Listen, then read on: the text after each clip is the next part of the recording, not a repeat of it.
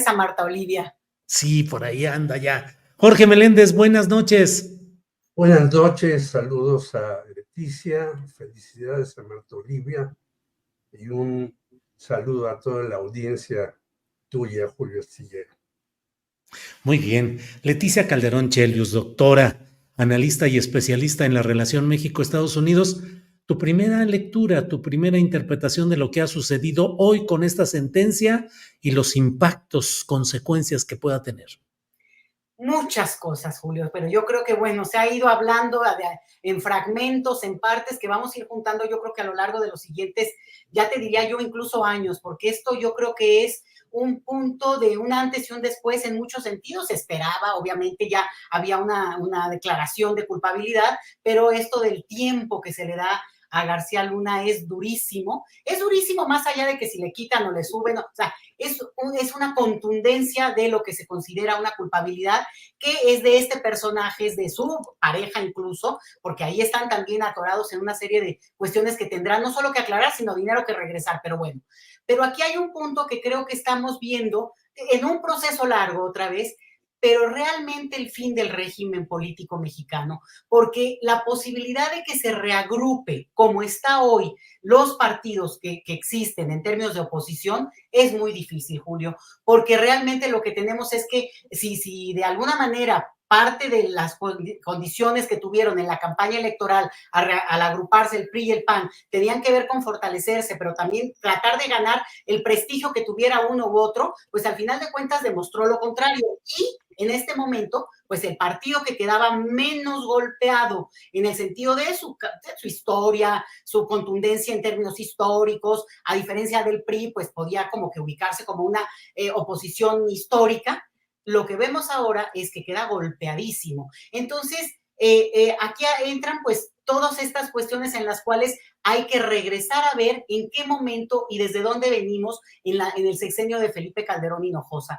Porque fue un sexenio que marcó, y aunque hay algunos que lo niegan, pues fue un sexenio en el cual se echó a andar un operativo que, claro, quienes no lo padecimos directamente, sí lo fuimos acompañando, bueno, en términos académicos, en términos periodísticos, era la cuestión de todos los días, y la cantidad digamos, de cuestiones de masacres que ocurrieron, de cuestiones de vida experimentada en términos del dolor profundo que las personas vivieron en esos años, Julio, es muy dramático. Y esta sentencia, de alguna manera, pues es, digamos, es la respuesta, es como poder decirle a esas personas, ustedes tienen un poquito de justicia en esta sentencia, aunque ese es un capítulo que tendremos sí, que seguir acompañando, Julio.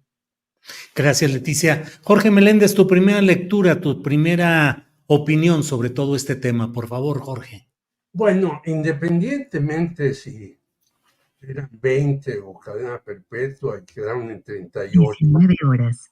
Yo creo que este es un golpazo, aparte de los otros golpes que han dicho, a los medios y a los periodistas coludidos con el poder político y con el narcotráfico.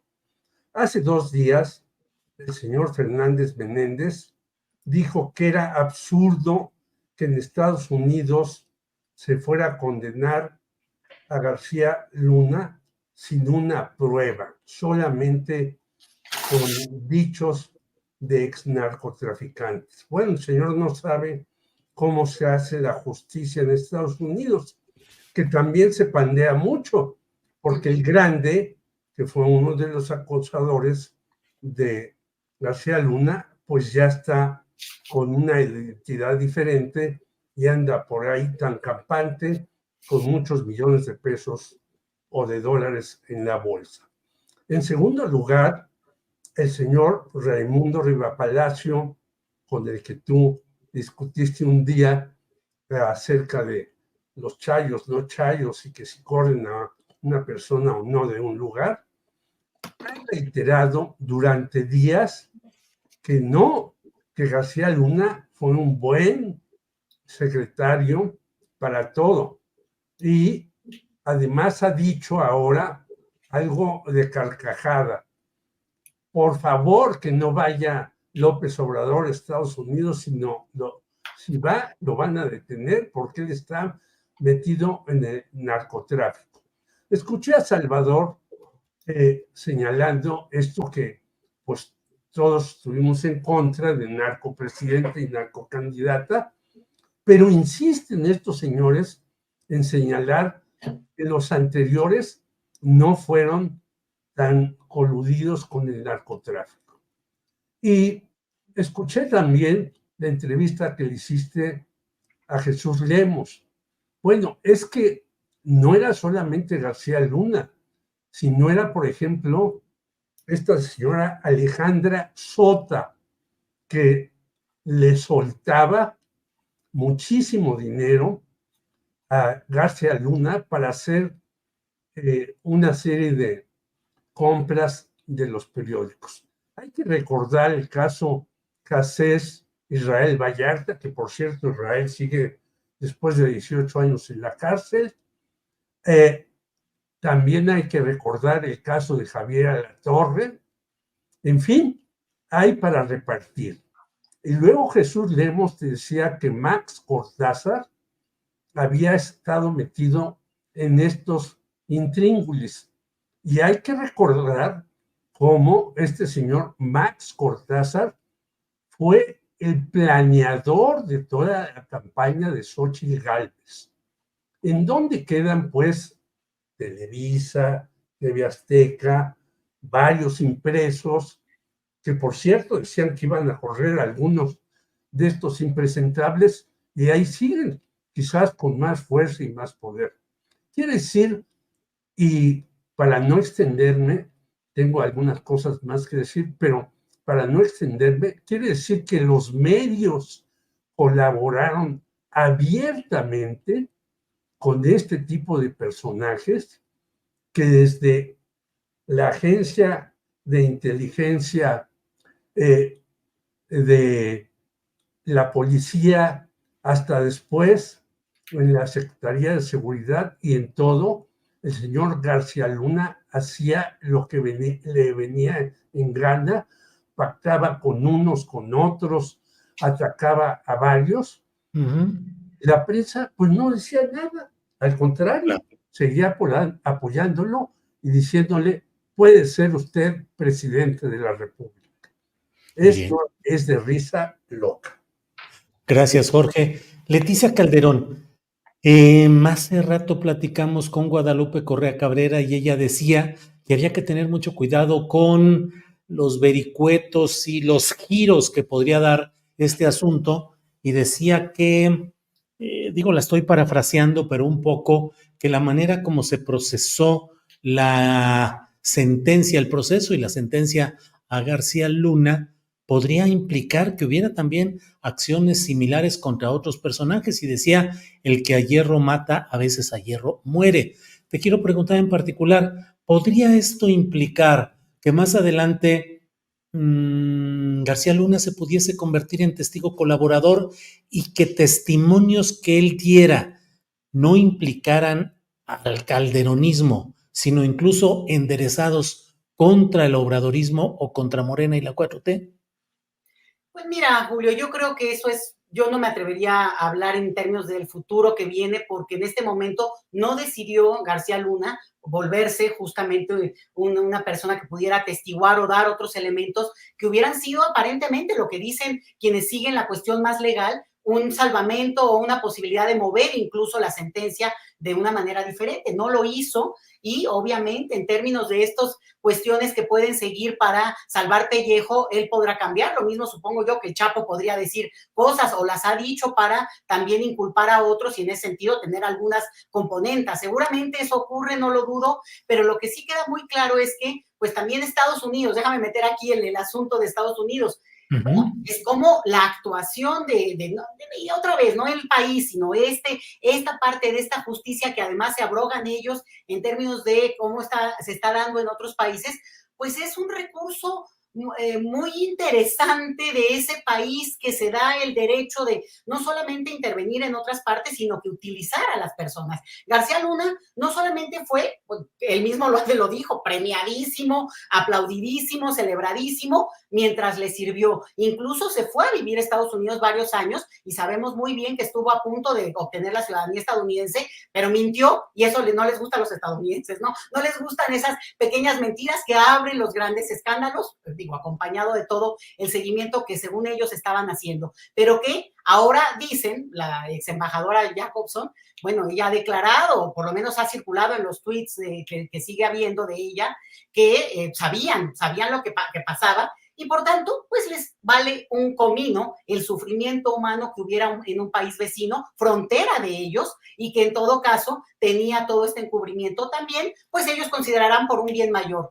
Y lo digo porque hace ni siquiera tanto, Julio, en Honduras también hubo un juicio y el que fue un presidente impuesto en ese país por la vía, ahí sí que por la vía del apoyo militar estadounidense, Juan Hernández, pues fue declarado también culpable, un poquito más de tiempo, por lo menos de la culpabilidad inicial se le dio que a García Luna, siendo él entonces presidente de Honduras. Y entonces, ¿qué tenemos aquí? Pues un patrón también que persigue, que define quién es culpable y quién hoy podría ser, digamos, acompañar a Estados Unidos, ser como muy amigo, muy cercano y eventualmente también estar en la mira. Yo creo que la lección sería para todos aquellos que crean o confíen en que están cercanos a Estados Unidos, pues que sí tengan cuidado en esa parte. Felipe Calderón y Margarita Zavala, después de que terminó el sexenio de ellos como presidentes, porque fueron pareja presidencial, se fueron a vivir a Washington, ambos, con la cobertura esta que dan las ONGs, organizaciones, entidades académicas muy prestigiadas, muy de derecha, en Estados Unidos, como ahora en España tiene Felipe, y se fueron, vivieron allá, bueno, para perfeccionar el inglés, según esto, porque lo hablaban pésimo, pero lo que sí me parece interesante es cómo Estados Unidos los cubrió, les dio la bienvenida, vivieron allá hasta que regresaron, y después, bueno, Calderón Hinojosa ya en este sexenio se fue a Estados Unidos. Pero ahí va a empezar a ver otros nombres de ese contexto, más allá del futuro, te digo que mejor agárrense. Acuérdense de Medina Mora, juez de la Suprema Corte, se fue cuando entró López Obrador, pero en realidad él fue puesto juez de la Suprema Corte. Y entonces ahora que estamos con el tema del Poder Judicial, que no se nos olvide, Marisela Morales, Julio, está Marisela Morales, cónsul en su momento en Milán en el sexenio de Peña Nieto. Entonces, ¿cómo también ahí se fueron cubriendo y dónde están cada uno de estos nombres que nos vamos a empezar a acordar en términos de decir, ay, ahora sí que todos, ¿no? Nadie se acordaba, nadie sabía. Ricardo Anaya, que lo presentaban hace un poquitito en este video, también, ¿no? Muy sorprendidos, ahora hasta congojados. Bueno, y se atrevieron a hacer esa campaña infame de decirle narco a personas que no solo no lo son, sino en todo caso tendrían que haber abierto esa cuestión con una mínima prueba, siendo ellos los que tienen la culpabilidad encima, Julio. Creo que va a haber muchas más sorpresas, pero no me adelanto. En el presente, espérate, yo creo que estos días, estos meses, va a brincar la cloaca muy, muy fuerte.